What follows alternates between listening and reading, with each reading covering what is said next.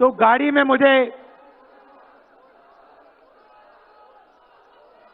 मुझे बताया कि अंडमान निकोबार में मोहन भागवत ने एक बयान दिया। मेरा भाषण का प्लान दूसरा था, मगर जब मैंने उनका बयान सुना तो मैंने अपना पूरा प्लान बदल दिया, भाषण का प्लान। गांधी जी कहते थे कि सत्य सबसे जरूरी चीज है। हमारे धर्म में सत्य को सबसे जरूरी माना जाता है। आपने सुना होगा सत्यम शिवम सुंदरम, सुना है? हमारे धर्म में कहा जाता है सत्यम शिवम सुंदरम।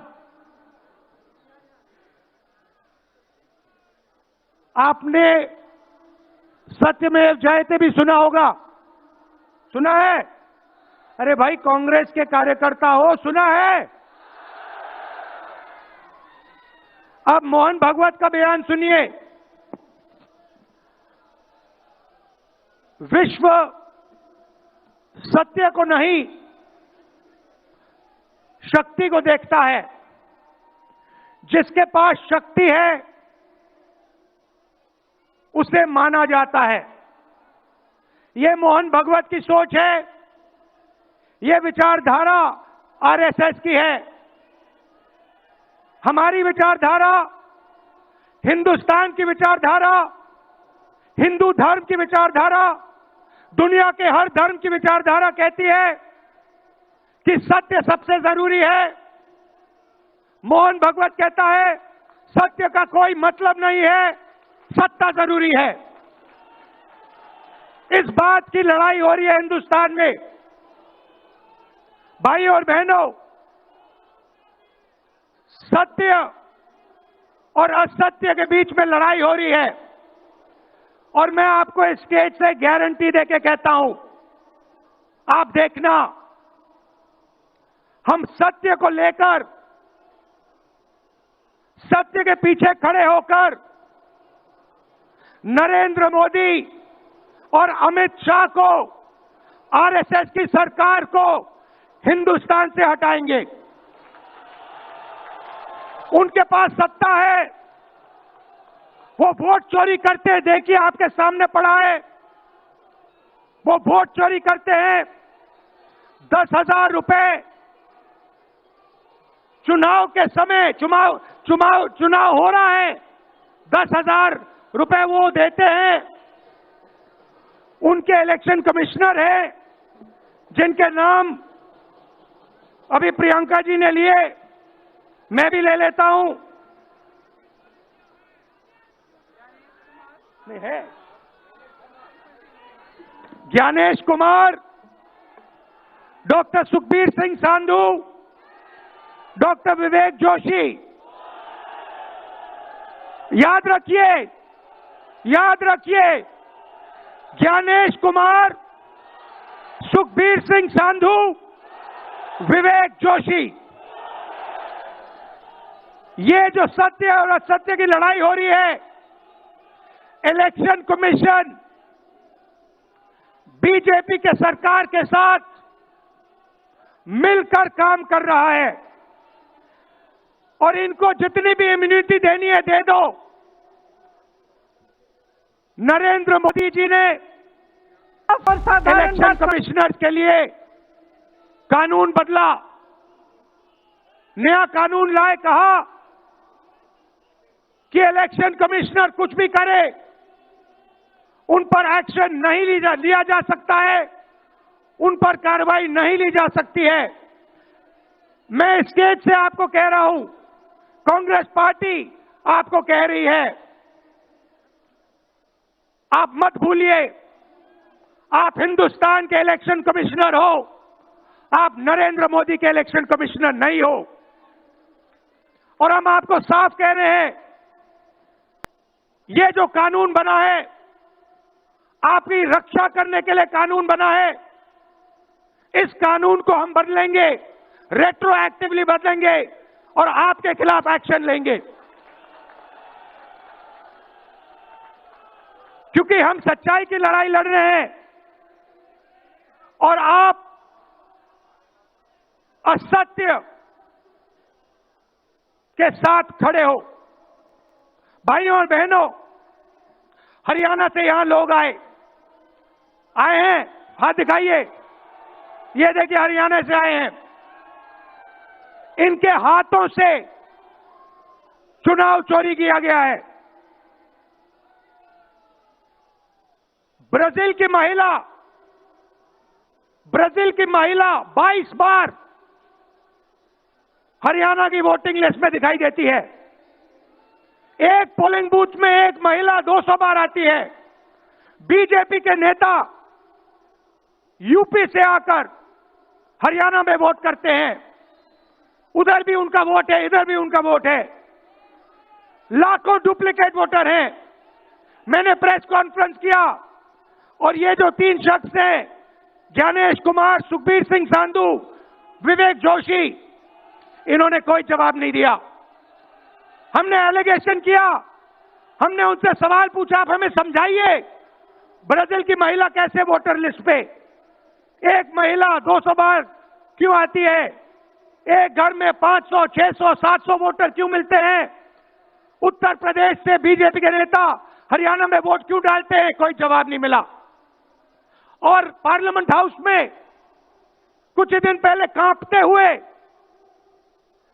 ऐसे हाथ कांप रहे थे, अमित शाह जी उनकी सफाई देते हैं। आपने देखा होगा, देखा,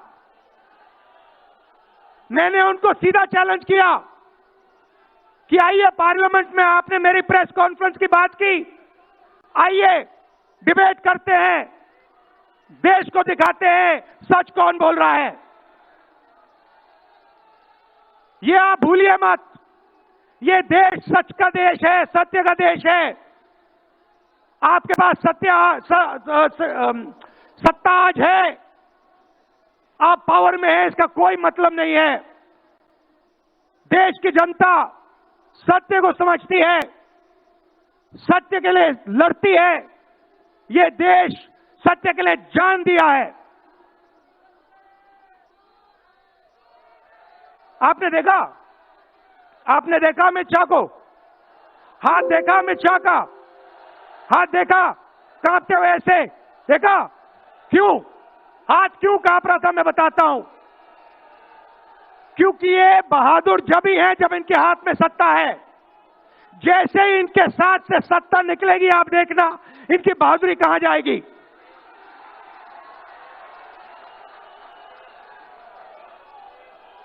और ये भाइयों और बहनों, ये 2-3 अरबपतियों के लिए काम करते हैं। ये जो सारे के सारे कागज के ढेर हैं, ये जो सिग्नेचर्स हैं, ये कहां से आए? ये देश की जनता से आए। देश के कोने कोने में नारा चला है, वोट चोर, वोट चोर। तो ये देश की सच्चाई है। ये 6 साल का बच्चा, 90 साल का बुजुर्ग, ये सब जानते हैं कि नरेंद्र मोदी, अमित शाह वोट चोरी करके चुनाव जीतते हैं। कर्नाटक में हमने दिखाया लोकसभाएं चोरी की गई, महाराष्ट्र में दिखाया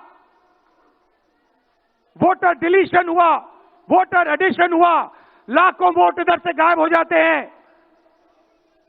महाराष्ट्र में लाखों वोट ऐड हो जाते हैं। हम इलेक्शन कमीशन से पूछते हैं, कोई जवाब नहीं मिलता। मगर शायद टाइम लगे, देखिए शायद टाइम लगे, मगर हिंदुस्तान में सत्य की जीत होने वाली है। और अमित शाह जी, मोदी जी, जितने भी आपको भाषण देने हैं आप दे दीजिए। अंत में इस देश में सत्य की जीत होती है। महात्मा गांधी ने हमें रास्ता दिखाया था, उस रास्ते पर हम चलते हैं और सत्य से आपको निकालेंगे। नफरत से नहीं, हिंसा से नहीं, सत्य और अहिंसा के साथ हम नरेंद्र मोदी और अमित शाह को हरा के दिखाएंगे।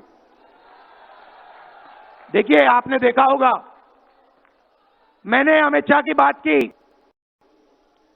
मगर आप मोदी जी का चेहरा देखिए, अच्छी तरह देखिए। जो मेरी बहन ने कहा, मोदी जी की कॉन्फिडेंस खत्म हो गई है। आपने देखा, वो भी जानते हैं कि हमारी वोट चोरी पकड़ी गई है और अब बस थोड़ा सा समय बचा है, थोड़ा सा समय बचा है, पूरे देश को हमारी सच्चाई पता लग जाएगी। भाइयों और बहनों, ये वोट चोरी सिर्फ वोट की चोरी नहीं है। सबसे पहले ये इस संविधान पर, अंबेडकर जी के संविधान पर आक्रमण है। इस संविधान में लिखा है एक व्यक्ति को एक वोट मिलना चाहिए। तो सबसे पहले वोट चोरी अंबेडकर जी के संविधान पर आक्रमण है और वोट चोरी करके ये सरकार चलाते हैं। छोटे व्यापारियों को इन्होंने खत्म किया, गलत जीएसटी लागू की, नोटबंदी की, बेरोजगारी, ये पोल्यूशन देखिए, ये सारा का सारा इसीलिए हो रहा है क्योंकि ये वोट चोरी कर रहे हैं। क्योंकि अगर ये वोट चोरी नहीं करते तो आप इनको 5 मिनट में सरकार से निकाल देते। ये सच्चाई है। भाइयों और बहनों, मैं कांग्रेस पार्टी के कार्यकर्ताओं को दिल से धन्यवाद करना चाहता हूं। इस देश में 2 विचारधाराओं की लड़ाई है। एक आरएसएस की विचारधारा, जो मोहन भगवत जी ने कहा, जो सत्य के खिलाफ है और सत्ता के लिए कुछ भी कर सकती है।